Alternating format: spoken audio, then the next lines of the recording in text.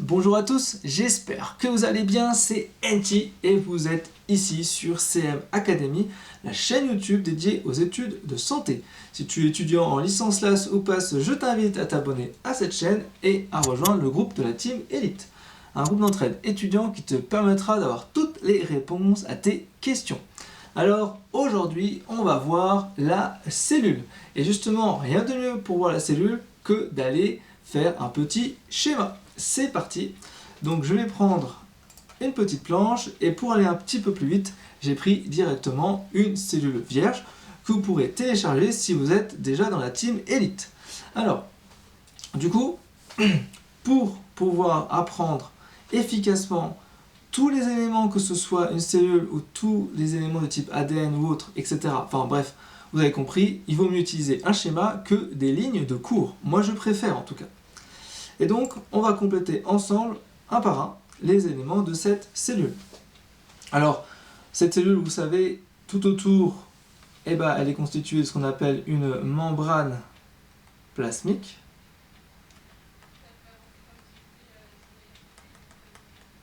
Cette membrane plasmique, on peut aussi l'appeler membrane cytoplasmique, d'accord ? Ou alors membrane cellulaire, si on veut vraiment être vulgaire. Ce sont des synonymes. Ensuite, on peut très bien comprendre que dans cette membrane plasmique, elle est composée de ce qu'on appelle une bicouche lipidique.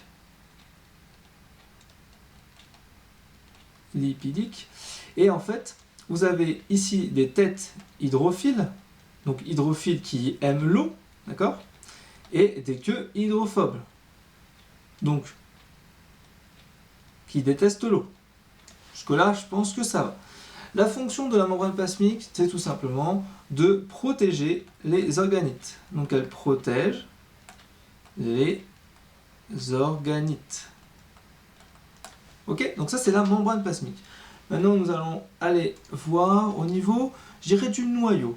Alors le noyau, c'est un peu tout ça. Donc on va aller regarder dans le détail. Alors le noyau, vous avez à l'intérieur du noyau donc ce qu'on appelle une chromatine. Donc c'est de l'ADN décondensé. On peut aussi l'avoir sous forme de chromosomes. Donc ça c'est l'ADN condensé. On a ce qu'on appelle un pôle nucléaire. On a ce qu'on appelle un nucléole, que vous voyez là. On a également ce qu'on appelle l'enveloppe nucléaire, tout simplement. Voilà, donc là vous avez tous les éléments du noyau. Quelle est la fonction du noyau? C'est donc de protège l'ADN. L'ADN, c'est donc l'information génétique. Ensuite, on va voir, on va aller un peu de l'autre côté, et on va voir un peu ce qui se passe au niveau du petit point jaune là que j'ai mis là. C'est le réticulum endoplasmique. Réticulum endoplasmique. Quel est l'objectif de ce réticulum endoplasmique? Sa fonction, c'est donc de faire de la synthèse de protéines. Ok. Ensuite, on a un peu en bas, en rose, là, avec les petits stries, ça ressemble un peu à du Wi-Fi. Là, on a ce qu'on appelle les dictyosomes. Dictyosomes. Un nom un petit peu barbare, mais vous allez voir, c'est relativement simple à comprendre. On va aussi l'appeler appareil de Golgi. Donc un ensemble de dictyosomes forme l'appareil de Golgi. L'objectif de cet appareil de Golgi, c'est de pouvoir faire la maturation des protéines. C'est-à-dire passer d'une protéine primaire, non fonctionnelle, à une protéine tertiaire ou quaternaire qui est cette fois fonctionnelle. Ensuite, on va voir la mitochondrie qui est juste là. Vous en avez quelques-unes dessinées dans cette cellule, donc en orange. Donc la mitochondrie.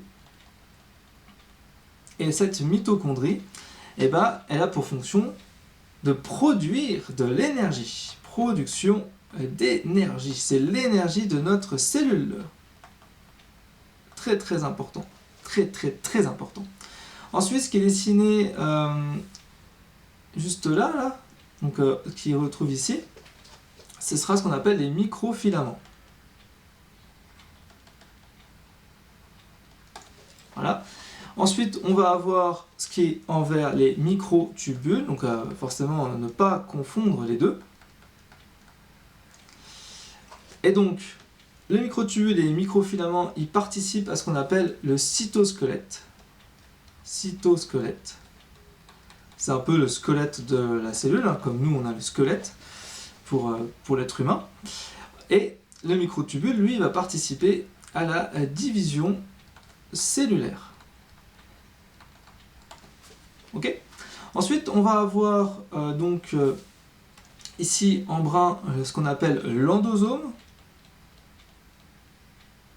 Et ce qui est en rouge, juste que j'ai mis juste à côté, c'est le lysosome. D'accord ? Ces deux petites organites ont pour objectif de s'occuper du stockage et de la digestion. D'accord ? Donc, c'est stockage et digestion. Ok ? Donc, plutôt que de parler de stockage, je vais plutôt parler de recyclage, parce que j'en ai encore un autre là qui va m'être utile, qui est le phénomène d'endocytose, qui est ici. Donc là, on a soit l'endocytose, soit l'exocytose. Je vous expliquerai ça dans d'autres vidéos. En gros, ça va être une vésicule qui va soit pouvoir rentrer de la cellule, soit sortir de la cellule. Et dans ce cas-là, on comprend bien que l'objectif, c'est soit faire du stockage, soit de la libération. Voilà, deux différentes molécules. Ce qui est écrit ici, donc en un petit carré comme ça, perpendiculaire, c'est ce qu'on appelle le centriole, et qui est impliqué dans la division cellulaire.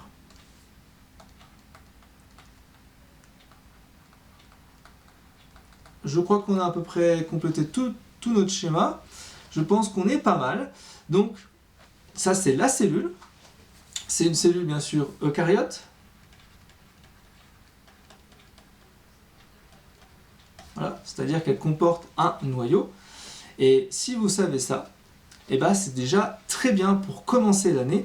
Surtout, ce qui va se passer, c'est que il faut que vous imaginiez que chaque point que je viens d'évoquer est un chapitre dans l'année qui suit. Donc, apprenez bien ça dès maintenant. Et bien, pour ma part, ce sera tout pour aujourd'hui. Au niveau de la cellule, j'espère que tu as appris quelques petites choses. Si tu veux rejoindre la Team Elite pour pouvoir justement télécharger ce document vierge ou compléter, tu peux tout à fait rejoindre la Team Elite. Comme ça, tu vas pouvoir accéder directement donc, à différents contenus.